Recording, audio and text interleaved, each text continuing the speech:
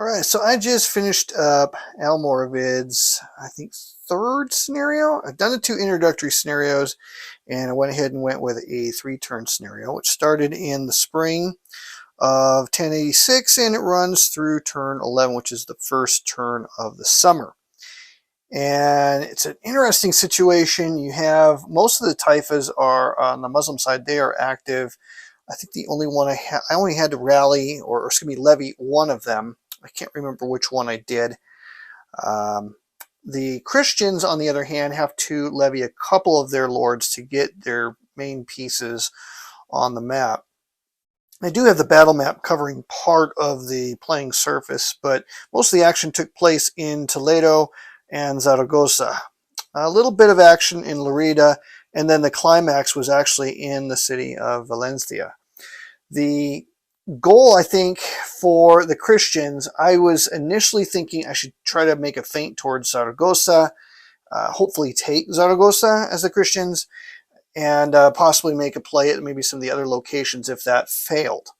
One of the things I got to be aware of is that in this scenario, the Africans can come, although they're going to be way down here, and it looks like they move a little slow. And the other possibility is that El Cid could come into play. Rodrigo to the Christians, El Said for the Muslims, he could come into play as well. So I had to kind of keep that in mind. So I was a little maybe too cautious with the Christians early in the game. On the Muslim side, I decided, well, what if I don't bring the Africans or El Said into play and just rack up the VPs down here and the jihad markers? That forced the Christians to use one of their levies to play a card to get rid of some of those jihad markers. Good play, but because of the direction I sent Alfonso, I couldn't really use the more capable capability for the Christian side that would have gotten rid of a lot more of the jihad markers and forced the Muslims to probably bring in the Africans or activate Al Said in lieu of putting the points down here on the board. It was a gamble as the Muslims to do that because all the Christians got to do is take one of these taifas. If you flip this from Parias over to Reconquista, that's going to be enough points. That's going to be 3 points for Valencia and then 2 more points for the Parias. So it's 5 more points. They ended up losing the game by 1, 2, 3, call it 3.5 points because ties, I believe ties go to the Muslims. Well, the climax, I had it set up well, except for one little thing. I forgot that you have to have, you got to have, I believe, 3 lords to besiege effectively one of these cities that requires the 3 markers. I forgot about that. So I ended up having to take Garcia with me. I intended to leave Garcia behind to mine the store at Zaragoza and keep the emir there in check. I was intending really with just Alfonso and Alvar Fanez to rapidly march after feinting at Zaragoza, rapidly march to Valencia and try to take it if possible without storming, but I had it set up to be able to take it by storm. The Muslims I didn't think would be able to interfere with that because these were 2 very strong armies. They had lots of knights with them. You can see the aftermath of the siege here. Several of the knights and men-at-arms and sergeants have been routed, and it didn't wreck his army, but some worse things actually happened. I'll get to in a second. So I had it set up, I thought, pretty good to be able to win the game on that alone. And regardless of, I just basically let the Muslims run wild here in Toledo and Leon. The most they could do is put down ravage markers. And they were doing that. I think they ended up putting down 2 points worth of ravage markers in the course of that final turn. So they did some damage. Again, I forgot the rule about laying siege. My plan was to see if I couldn't lay siege with the 3 Muslim emirs. One is a lieutenant. Bring the other guy in, subsequent lay siege, and maybe get lucky at taking Toledo, but that was probably overly ambitious with the with Pedro Ansueras there. That's probably, yeah, that was unlikely to happen, but it was scary enough looking that it forced the Christians to at least pay attention to what's going on there. Well, let's get to the climax. The climax obviously was Valencia. If they take it, they win. If they don't, they lose. So it's kind of an all or nothing thing. And I had siege towers. I had crossbowmen. Only two men at arms. So only one shot with the crossbows. That's really not terribly effective in a siege, but I had them. I had the siege towers. And then I've got Alvar Fanez, who's loaded up with Garcia Jimenez, who gives you a couple extra rounds to get it done.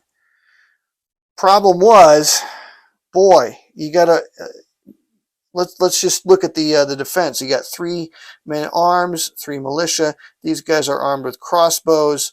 You got 3 walls for the attacker. The siege towers, or siege markers, become like walls, and so a 1 to 3 will block all of their hits. So this is half, 1, 1.5, and here I did run into a question that I couldn't quite be sure of. You're supposed to round fractions up, but because these guys can target individual units, I feel compelled to round this up to 3. So, or half, 1, 1/2, that becomes 2.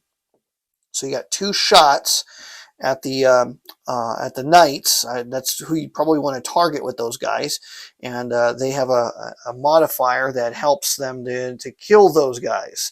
So basically, you got your 2 hits that are going to be applied. You look at your knight here. He's going to block those hits on a 1 to 4 normally, but because of the crossbows, he blocks it on a 1 to 3. And for the most part, they were able to block most of those. Then you have the regular archers that throw half, 1, 1.5, that rounds up to 2 more dice. So again, you roll 2 dice for the walls, and any 1 to 3 blocks the hit.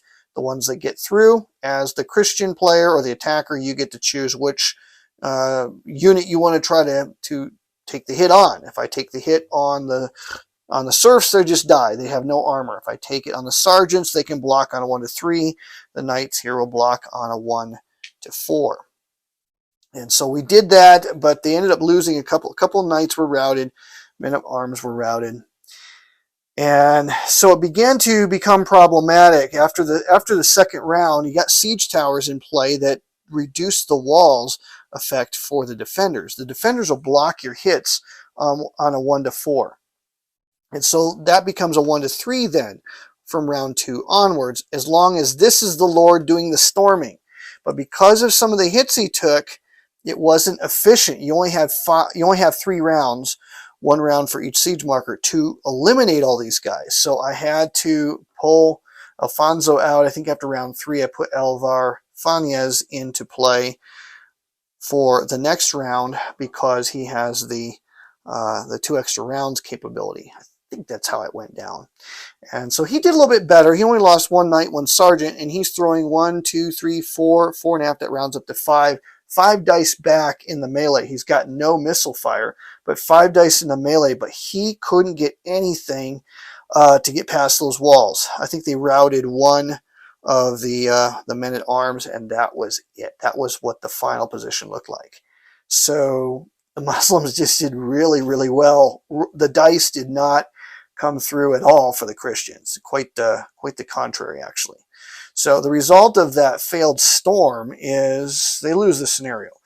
If we were playing the campaign, the consequences would be far more severe because of the supply situation. The Lord's markers are well past where the turn marker is, and that means these guys would be removed from the game permanently. This would have had a decisive outcome if you're playing the whole campaign game, although I probably wouldn't have taken that level of a risk if playing the whole campaign game. But it's a neat little story, and the game really did play exceptionally well. So I thoroughly enjoyed it. It was a very exciting finish. I really thought that Valencia was going to fail. I feel like they had a better than even chance. The Christians had a better than even chance, call it 60-40, of taking that city with the hardware that they had. The dice just didn't help them out, and so that's how the next scenario ends. So I didn't get to play with the Africans yet. I'll have to try that one next time. I think that scenario starts, I think, where this one ends off, and then you have the African Almoravid princes have arrived down here at Algeciras. So that would be the next scenario to play and see how those guys work. And maybe finally get to play with Rodrigo. I haven't used any of those guys yet. Because like I said, in this scenario, I don't know, it just seemed like, wow, you get a point and a half every turn. That really puts the pressure on the Christians to do something spectacular. And while they were able to take Tudela for 2 VPs, they were unable to do anything further. And their efforts up here in Zaragoza and Lerida were they were frustrated by the capability of both of the emirs that makes ravaging in their territories, in their taifas, it makes it a 50-50 proposition.